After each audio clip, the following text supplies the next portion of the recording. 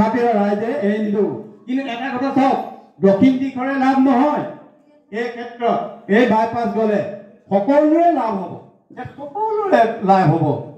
কাৰণ যিহেতু আজি নগাঁও, যোৰহাট, শিৱসাগৰ তাত অকল এটা যিটো দিশত গৈছে সেই দিশৰে ৰাইজৰ লাভ হোৱা নাই, সমগ্ৰ ঠাইখনৰে লাভ হৈছে। গতিকে মই আশা কৰোঁ আমাৰ আজি ইয়াত উপস্থিত হোৱা যি আমাৰ এই সকলো গাঁৱৰ যি ব্যক্তিসকল আছে তাৰ মাজৰ পৰা এখন সবল কমিটি গঠন কৰি আমি চৰকাৰক আমাৰ দাবীসমূহ উত্থাপন কৰিব লাগে।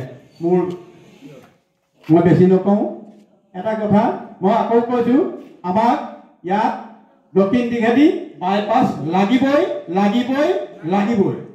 নমস্কাৰ, ধন্যবাদ। ইয়াৰ পিছতে আছে আমাৰ দিলীপ শইকীয়া, তেখেতকো একেষাৰ ক'বৰ বাবে মই অনুৰোধ কৰিম। মৌমাইকী পঞ্চায়তত আইলেণ্ডযুক্ত সভাৰ সভাপতিত্ব কৰা মোৰ বন্ধুবৰ পুলিন ডাঙৰীয়া, এই সভাত উপস্থিত থকা বিশিষ্ট ব্যক্তিসকল, কাজিৰঙা পঞ্চায়ত, দক্ষিণ কাজিৰঙা পঞ্চায়ত, মৌমাইকী পঞ্চায়তৰ পৰা অহা মোৰ প্ৰিয় বন্ধুসকল, বয়োজ্যেষ্ঠ ব্যক্তিসকল, আইসকল, বন্ধুসকল, সকলোলৈ মই আন্তৰিক শুভেচ্ছা জ্ঞাপন কৰিছোঁ। মই হঠাৎ গম পাইছোঁ এই এঘণ্টাৰ আগত যে আমাৰ প্ৰদীপেই টেলিফোন কৰিছে। মই কাকৌ গোসাঁনীখানৰ সভাপতি, আমাৰ বিভিন্ন দূৰ দূৰৰ পৰা আহি দেওবাৰে আমাৰ ডাঙৰ পূজা হয় কাকৌ গোসাঁনীখানত, মই তাতে আছিলোঁ।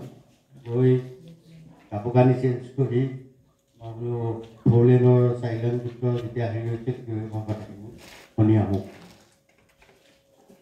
কথা হ'ল, মই নাট্য মন্দিৰৰ বিভিন্ন অনুষ্ঠান প্ৰেচিডেণ্টত জড়িত। এতিয়া নাট্য মন্দিৰত আমাৰ যিকেইখন সভা হৈছে, মই এইখিনি কথা ক'ব লাগিব। চাইলেণ্ডযুক্তৰ সভাত কথা ক'বলৈ অকণমান ভয় লগাৰ বিষয়, ফ'ৰলেনৰ ক্ষেত্ৰত চাইলেণ্ডযুক্তৰ কথা নিশ্চয় আপোনালোকে দেৱকা শইকীয়াই কৈ গ'ল অকণমান আগত যে যিদিনাখন আমাৰ মেজিষ্ট্ৰেট আৰু ডেপুটি কমিশ্যনাৰ, মন্ত্ৰী মহোদয়, বিভিন্ন ৰাজনৈতিক দলৰ লিডাৰসকল আছে, তাত বিভিন্ন দলৰ সভা অনুষ্ঠিত হৈছিলে চাইলেণ্ডযুক্তৰ সম্পৰ্কে। দেৱকা শইকীয়াই কোৱা মতে কোনেও কাকো বক্তব্য ৰাখিবলৈ নিদিলে। কেইজন ব্যক্তি ফ'ৰলেনৰ ওপৰত মোৰ বিশেষ একো নাই, মইতো ফেচবুকত লিখিয়ে আছোঁ, বহু অপদস্থও হৈছোঁ। কিন্তু কথা হ'ল কি, আমাৰ এইফালেদি যেতিয়া বাইপাছটো যাব তাৰ কাৰণে মই আগৰ পৰাই লাগি আছোঁ। গতিকে ৰাইজৰ সহায় সহযোগ কামনা কৰি আমি আগবাঢ়ি যাবৰ কাৰণে কি ক'ত কৰিব লাগে ৰাইজৰ সহযোগ বিচাৰিছোঁ। বিশেষ তেনেকৈ ক'বলগীয়া একো নাই, ৰাইজসকলে কৰিছেই। গতিকে মোৰ ক'বলগীয়াখিনি ইমানেই ক'লোঁ, কৈ আমনি মাৰিছোঁ।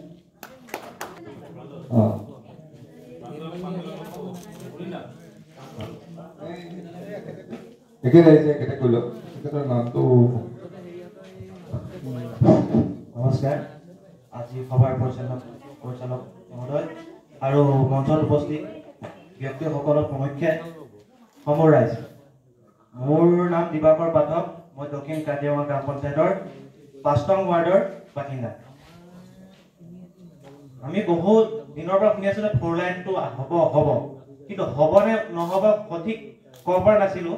যিহেতু আজি 2 মাহমানৰ আগৰ পৰা গম পাইছে ফ'ৰলাইনটো হ'ব, বোকাখাটৰ 37 নং ৰাষ্ট্ৰীয় ঘাইপথে উঠোৱাই দিওঁ। তেতিয়া মোৰ ক'বলগীয়া ভাবিবলগীয়া একো নাছিল বিশেষকৈ যে আমাক ৰাস্তাটো লাগে। এতিয়া দেখিছোঁ যদি আমাৰ দক্ষিণ মানুহক আপোনালোকে মাটি বিক্ৰী নকৰিব, লাগিলে আপোনালোকে তেনেকেই থাকিব, কিন্তু কোনো কাৰণতে অনা অসমীয়া মানুহক বিক্ৰী নকৰিব। কোনোবা অসমীয়া মানুহ এজনে যদি মাটি ল'ব লাগে তেখেতক আপুনি 3 লাখ টকা দিয়ক, অনা অসমীয়া এজনে আপোনাক 5 লাখ দিয়ে, তথাপিতো তেখেতক মাটি বিক্ৰী নকৰিব। আমাৰ অসমীয়াজন উন্নয়ন হোৱাটো বিচাৰোঁ। যিহেতু আমি দেখি আছোঁ আমাৰ দিনক দিনে অসমীয়া মানুহৰ ওপৰত অনা অসমীয়া মানুহক সদায় মাৰপিট কৰে, গুণ্ডাগিৰি কৰে।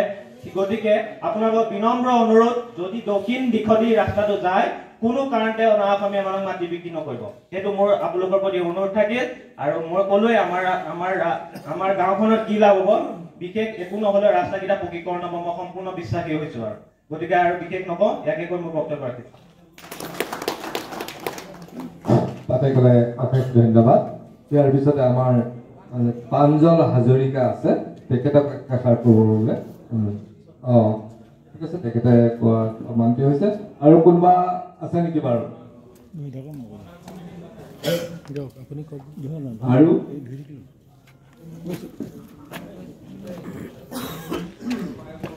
কওক, এষাৰ কওক। ঠিক আছে ঠিক আছে। আমাৰ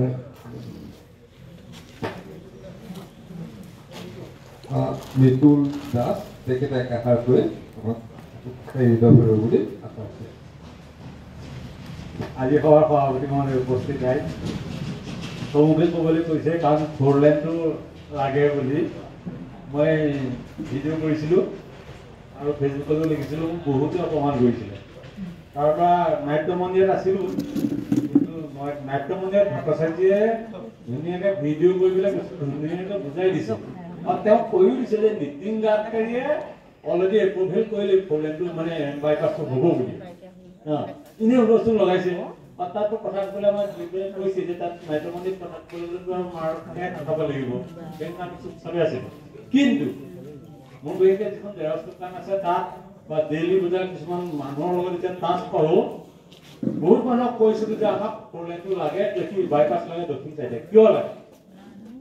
1 নম্বৰ কথা, আমাৰ কথা আমি চিন্তা কৰি 4 লেনটো আমি বিচৰা নাই। আমি বিচাৰিব আমি নাতিনীৰ কাৰণে বিচাৰিব লাগিব।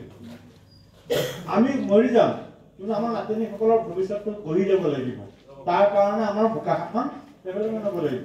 উদাহৰণ ধৰি যে নগাঁও বাইপাছ হৈ গৈছে, নগাঁও হৈ আছে, যোৰহাট বাইপাছ হৈ আছে, যোৰহাট হৈ আছে।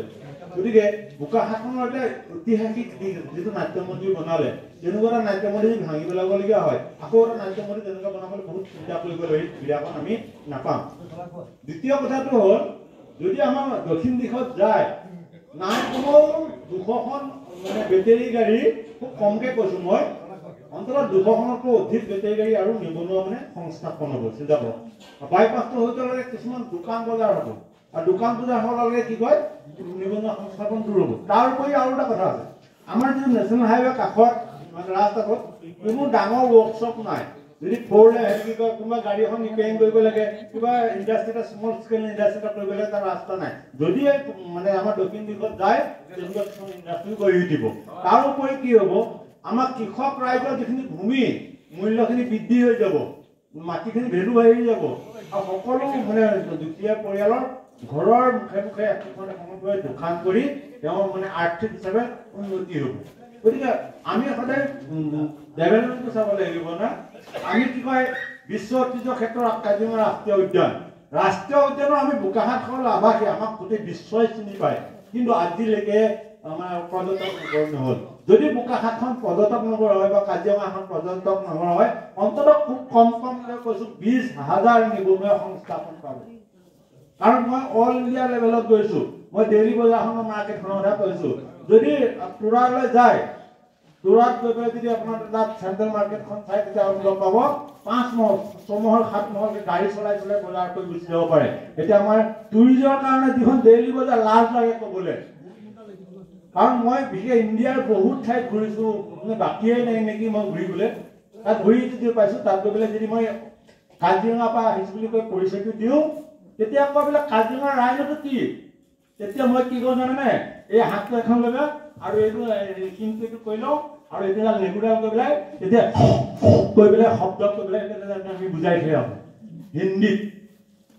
আমি কাজিৰঙা আৱাসী বুলি বাহিৰত পৰিচয় দিওঁ আমি কাজিৰঙাৰ মানুহ বুলি গতিকে আমাক সকলোৱে চিনি পায় কিন্তু পৰ্যটক নকৰি আমাৰ মতে আজি সমাজখনে প্ৰস্তাৱ ল'ব লাগে আমাক দক্ষিণ চাইডে বাইপাছটো লাগিবই কিন্তু তাৰ লগে লগে বহুত জোৰদাৰকৈ কৰিব লাগে আমাক পৰ্যটক নগৰ লাগে মই সিদিনা আমাৰ 26 জানুৱাৰী সভাটো মই উত্থাপন কৰিছোঁ যে পৰ্যটক নগৰ হ'ব লাগে মোৰ এটা ইউটিউব চেনেল আছে আৱাৰ লাইভ ডেইলি চিঞৰি আছোঁ আৰু এতিয়া কৈছোঁ যে আমাৰ কাজিৰঙা নেশ্যনেল পাৰ্কৰ ডাইৰেক্টৰ অফিচৰ কাষেদি আমাৰ ঘৰটো সেই ৰাস্তাটো চাফা কৰি মই নিজে কৰিছোঁ তাৰোপৰি আমাৰ যিখন চাকৰিৰ অফিচৰ আছে মাৰ্কেটখন কোনোবাই যদি তাত কোনোবাই থু পেলাইছে বা পিক পেলাইছে চিঞৰি ভিডিঅ' কৰিছোঁ যে আপোনালোকক যোনে যোনে পিক পেলাই তেওঁ আপুনি থানালৈ যাব লাগিব নিজে মই চাফা কৰোঁ আৰু এতিয়া মই সিদিনা মিটিঙত পোৱা নাইকিয়া এতিয়া মই আৰম্ভ কৰি দিছোঁ চাৰ্কল অফিচটোৰ আশে পাশে মই অকলে চূণ দিম অকলে গছ গছনি চূণ দিম আৰু কৰিবলৈ গৈ আছোঁ যে গছক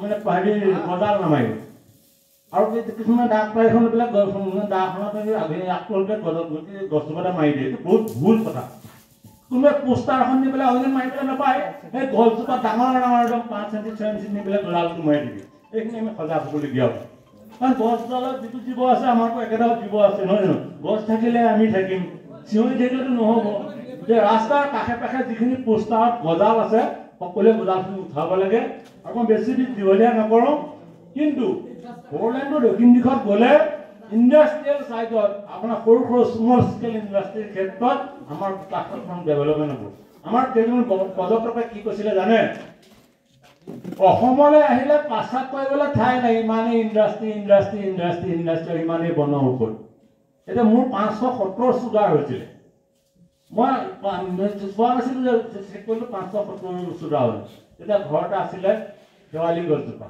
সেই শেৱালি গছজোপা ফুল খাইছিলোঁ আৰু শেৱালি পাতটো ৰাতিপুৱা শুই উঠি মানে চাহপাতৰ বদলি শেৱালি পাতটো দিওঁ আৰু যেতিয়া চাহৰ নিচিনা ৰং হয় সেই শেৱালি পাতটো খাইছিলোঁ সেই শেৱালি পাতটো খালে 2-3 দিন ভাত নাখালোঁ আপুনি যদি ৰেগুলাৰ আপোনালোকে খায় শেৱালি পাতটো ইমান জোচ আছে আৰু আপোনাৰ সপুষ্ট শৰীৰ মানে কয় ডায়েবেটিছে নহয় পাচাব পায়খানাৰ পৰা ধৰি গোটেই গেছৰ পৰা ধৰি গোটেই বেমাৰখিনি ভাল হৈ যায় সেইটো ভগৱানৰ ঐশ্বৰিক শক্তি হ'ল তুলসীৰ শক্তি সমানে পাৱাৰ আছে শেৱালি গছজোপা মই বেছি দীঘলীয়া নকৰোঁ গতিকে আজি সভাখনে সিদ্ধান্ত লওক আমাৰ উপযুক্ত পাঠকে কৈ গৈছে যে আমি কোনো অনা অসমীয়া মানুহক পইচাৰ লোভত বিক্ৰী হ'ব নালাগে আপোনালোকে দেখিছে অনা অসমীয়া ক্ৰমান্বয়ে গ্ৰাস কৰিছে যেতিয়া আমাৰ ফ'ৰলেণ্ডটো যাওঁতে যে অনা অসমীয়াক বেছি মাটি দিব নালাগে সকলোৱে স্বাৱলম্বীতে হওক সংস্থাপন হওক প্ৰকাশত উন্নতি হওক ঠায়ে ঠায়ে উন্নতি হওক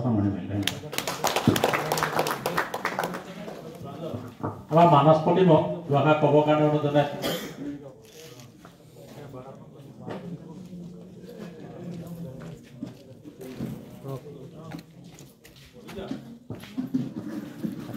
আজি সভাৰ